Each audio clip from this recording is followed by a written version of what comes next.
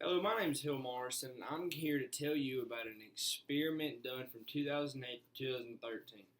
The experiment had to do with public smoking in bars, and then if it had anything to do with fatal nighttime accidents. The experiment took place in California and New York because the people are completely different, and it's on two opposite sides of the continent.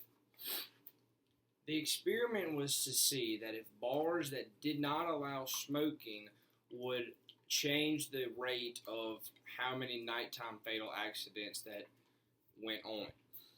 Now, when the two members that did the experiment, they only studied it with people who had a zero point 0.8 less alcohol in their body.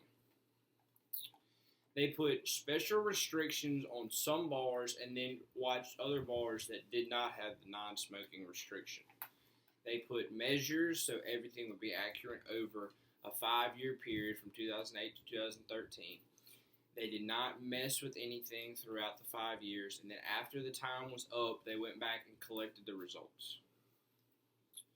The first thing they did is they decided they wanted to put restrictions on certain areas and certain bars, clubs, restaurants that allowed smoking to make them non-smoking places to see if the secondhand smoking rate would go down in those areas and reduce the overall average population of smokers in the area. After doing this, they went back and they looked and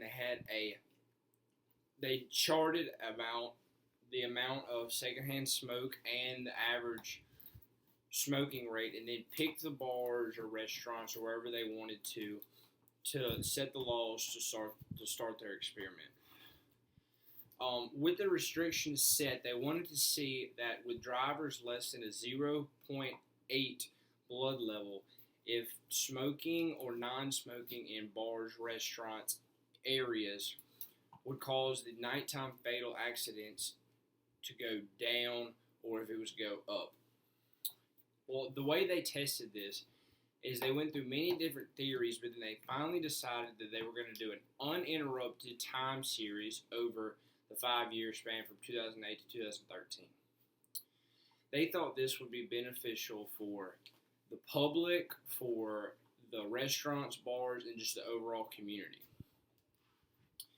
After they went back and collected the results from after the 5 years, they saw that bars with smoking and bars with non-smoking had just about the same amount of nighttime fatal accidents of drivers with less than 0.08.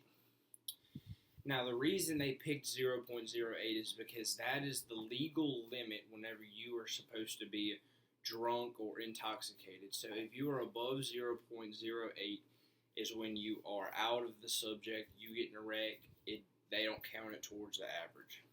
But they saw that once bars started restricting smoking and some bars allowed smoking, it really didn't change anything on the accidents or the amount of crowd they got to come in.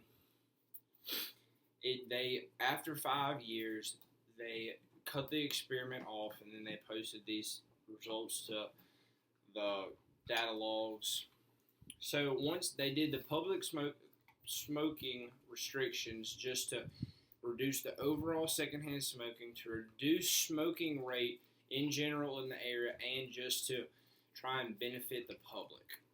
Now, once the results came in with no effect, they then saw that even if you can't smoke, if you are a regular smoker, you're going to go to the places that allow smoking. But if you just like to go out with your friends, have a good time, it doesn't really matter. You're probably going to pick the one that is non-smoking. Okay, well, thank you.